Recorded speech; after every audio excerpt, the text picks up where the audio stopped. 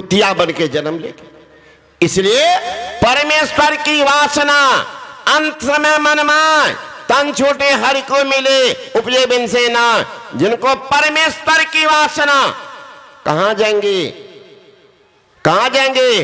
जो मानस जप, मानस ध्यान, दृष्टि योग, नादान संधान क्रिया में प्रवीण है, उनकी वासना हमेशा परमात्मा में। सबकी वासना होगी। गुरु महाराज जी को देखते थे, भोजन कर रहे हैं, भोजन करते करते निश्चित हो जाते थे। भोजन कराने वाले कहते हुजूर, हुजूर भोजन कर लिया जाए, हुजूर भोजन कर लिया जाए। पिंड में आते तो कहते क्या सोचा, मैं ही दास मर गया, अब लो मुंह में जो ग्रास है वो फिर निकाल देते, दूसरा फिर देते भोजन का ग्रास। कहां जाते थे? रामायण की पाठ हो रही है, बिच्चे में खर्राटा लेते, पाठ करने वाले छोड़ देते थे। तो गुरु महाराज छोड़ा क्यों, क्यों छोड़ा? लगता सेकेंड नहीं लगता, खर्राटा लेते आ जाते थे। कैसे, कहां निमग्न थे? इस हमारे सामने लीला हुई है, मैं देखा वो दिव्यात्मा महापुरुष को, दिव्य गुण से परिपूर्ण महापुरुष अगर मिल जाए सानिध्य, मिल जाए सानिध्य, तो कई जना का बिगड़ा हुआ आपका भाग पलटा खा जाएगा। हरे बिजली की नंगी तार हो, छू के देखिए तो पूछना पड़ेगा। अब किन्हीं को करंट नहीं लगाते, एक बार छू लीजिए, अभी है बिजली, अब पूछिएगा कि बाबा कैसा लगता। अरे बिजली की नंगी तार आपके शरीर का स्पर्श करते ही शरीर के खून को सोख लेगी। दिव्य आभा से परिपूर्ण महापुरुष को शुद्ध मन से छू न लीजिए, सारे जीवन के कलमश को, पाप को धो देंगे। इसलिए तो लोग जाते हैं कपार सटाने के लिए। एक बार सटा के देख लो क्या सब होता है। चैतन्य महाप्रभु हमेशा नाचते थे, बोल हरि बोल, बोल हरि बोल, नाचते रहते थे हमेशा। वहां के राजा ने कहा, ए जी सिपाही, कहा सुनो ये पागल है, ये पगलवा दिन रात हरि बोल करते रहता, चैन नहीं लेने देता। जा पकड़ लो और नदी के उस पार कर दो, जागा उधर जा। सिपाही गया अपने रौब में, पकड़ लिया चैतन्य महाप्रभु को। है चैतन्य महाप्रभु को चैतन्य पावर हाउस से डायरेक्ट कनेक्शन है, डायरेक्ट कनेक्शन है। उनका आभा शरीर में बिखरा है, डायरेक्ट है कनेक्शन। अरे आपको बिजली की तार छू गई है, आपको जो छू लिया वो तो पहले जाएगा। बिजली का नियम ही है, पहले नीचे वाला को तो ऊपर वाला कहती मेरा स्पेशल है ये फिक्स डिपॉजिट, निचला वाला को चूसने न दो। विचित्र बात है बिजली की। इसलिए बिजली से करंट अगर छू जाए तो कभी मत छूना, सूखा बांस से उसको झटका दो, कनेक्शन काटो बस। नहीं तो है बाप का बेटा हमारे पकड़ ले तो तू जे वो बेटा को पहले। तो चैतन्य महाप्रभु को तो पावर हाउस से कनेक्शन, सिपाही जाके पकड़ लिया। अरे क्या कर रहे हो? चैतन्य महाप्रभु की नजर घूमती है, अरे तुम भी आए हो, जो ही कहा तुम ही आए हो, मैं तो कहता हरि बोल, एक बार तुम भी बोल। लग गया करंट से पहिया को, इसी पर ये हरि बोल कर रहा। नजर बदल जाती है तो नजारे बदल जाते हैं, कश्ती की दिशा बदल जाती है, किनारे बदल जाते हैं, जिंदगी को बदल दिया। और सिपाही हरि बोल कर रहे। राजा ने कहा जी मंत्री, और सिपाही गया, हल्ला कौन कर रहा? और महाराज बाबाजी तो धीरे से कर रहा, ये सिपहिया कर रहा, इनको क्या मिला क्या पता? का देखो तो पकड़ के लाओ। मंत्री भी आया, अरे तुम क्या करने लगा?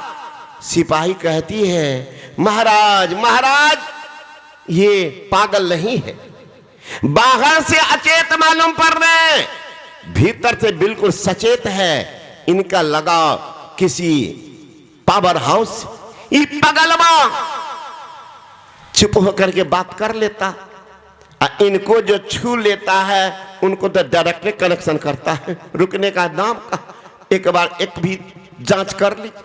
मंत्री भी चला गया, छू लिया चैतन्य महाप्रभु। जो वाली क्या कर रहे हो? और तुम भी आए हो, एक बार तुम भी हरि बोल। लग गया करंट मंत्रियों को, हरि बोल करने लगा।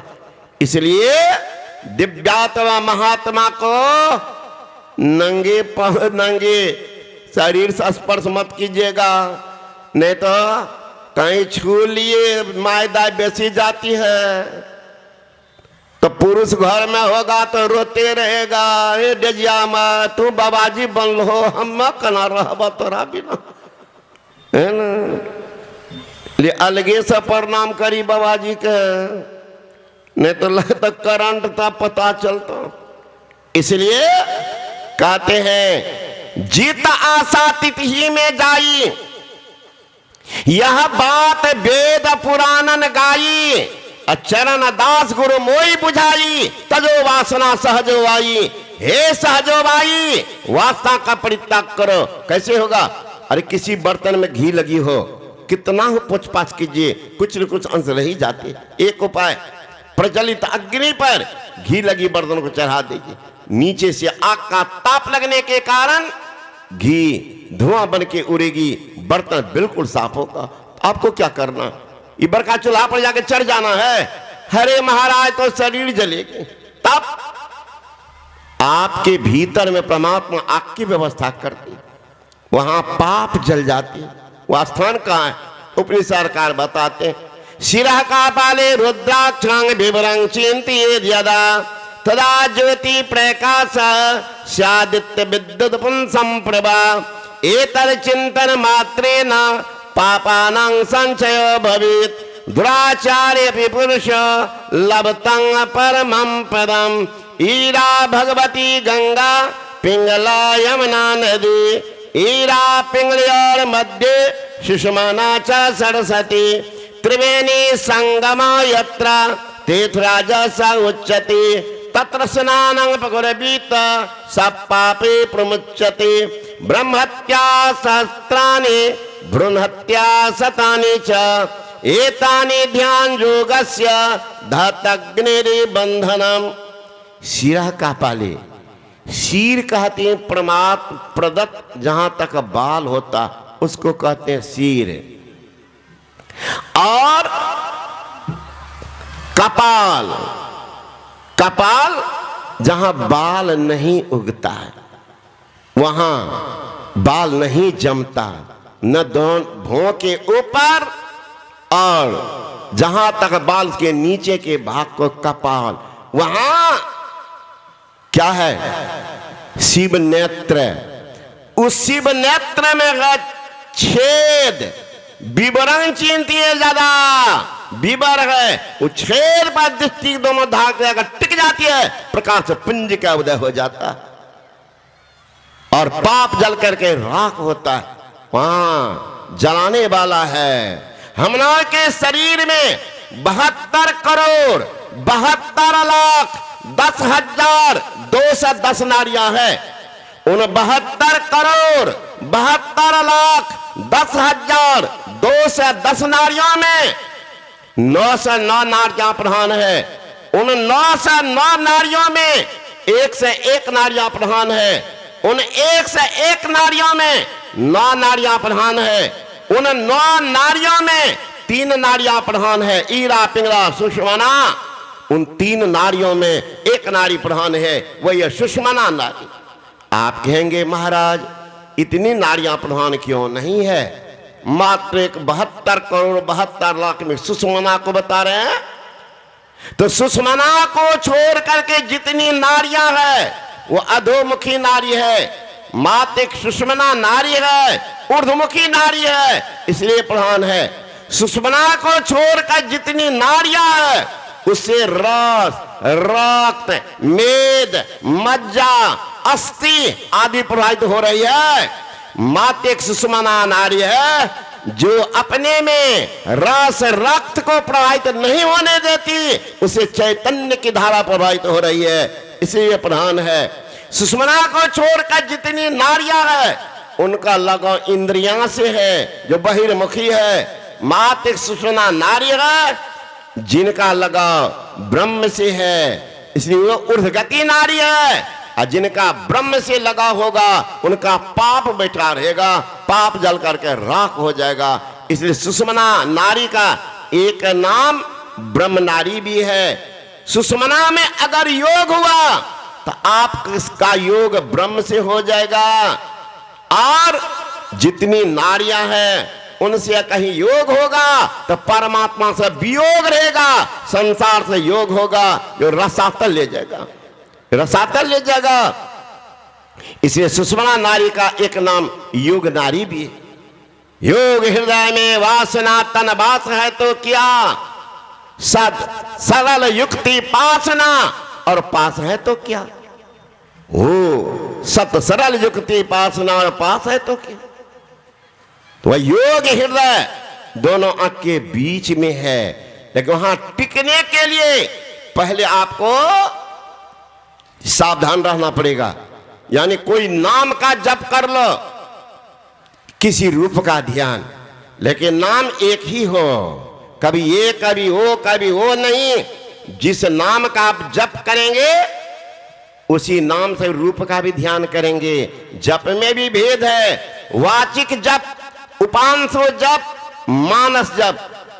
बोल बोल कर सीताराम सीताराम कर रहे हैं, इसको वाचिक जप कहते हैं। ओठ हिलता है, कान डोलता है, दूसरा नहीं सुनते हैं, उसको उपांशु कहते हैं। वाचिक से 100 गुना श्रेष्ठ उपांशु का है, और उपांशु से 1000 गुना श्रेष्ठ मानस जप। ओठ नहीं हिलता है, जिह्वा नहीं डोलती है, कंठ में किसी प्रकार का हलचल नहीं, बिल्कुल शांत, नजर टिका था उस शब्द पर जो गुरु बताए हैं मंत्र पर, उसी का नाम है मानस जप। हमारे गुरु महाराज इशारा किए हैं अति पावन गुरु मंत्र। देख लीजिए, पावन तो अपने आप में परिपूर्ण है, लेकिन विशेषण जोड़ दिया अति पावन गुरु मंत्र।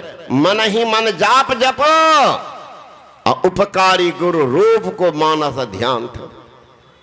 क्यों भाई, गुरु मंत्र देता है, गुरु जब बताता क्या बात का, देवी देव समस्त पूर्ण ब्रह्म परम प्रभु गुरु में करत निवास कहता है सम सब। इसीलिए उनके बताए रूप का ध्यान करो, ध्यान करो। तो एक नाम का जब एक रूप का ध्यान, राम का हो, कृष्ण का हो, गुरु का हो, लेकिन गुरु महाराजों को 72 रूप है, 72 ढंग से बनाया गया है।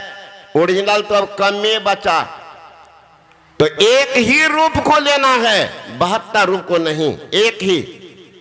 गुरुए महाराज का है तो एक ही, राम का है तो एक ही, कबीर का है तो एक ही रूप का ध्यान कीजिएगा, 72 रूप का नहीं। ध्यान नहीं बनेगा, मन विचलित होता रहेगा। फिर इसमें पूर्ण सिमटा रूप है, तो उसमें आकार प्रकार है, आंख है, कान है, नाक है, जिह्वा है, त्वचा है, सब पर दृष्टि फैलेगी। तो सबको छोड़ देना का, तब एक रूप का ध्यान करें। फिर कहते हैं भगवान श्री कृष्ण ने कहा पहले सर्वांगयुक्त चेहरे का ध्यान करो, फिर मुखार बिंद का ध्यान करो, फिर शून्य में ध्यान करो। अब वही कबीर साहब कहते हैं शून्य ध्यान मेरा मन माना, तुम बैठो आत्म स्थान। शून्य ध्यान। मीराबाई को किसी ने पूछा, उनकी सहेली से, मीरा हम लोगों का मन तो इतना चंचल, कहां कहां भाग जाता, कहां कहां भाग जाता, तुम्हारा मन कैसे मान गया कि कुछ नहीं सोचती है, एकदम हमेशा हर पल खुश रहती, तुम्हारा मन कैसे माना। मीराबाई कहते मीरा मनमानी। कब? सूरत सैल आसमानी। जब सूरत का सैल का विचरण किया, हमारी भी मन मान गई है ना, हमारी मनमानी है, सूरत सैल आसमानी। तो वहां अगर दृष्टि टिक जाती है तो एक बिंदु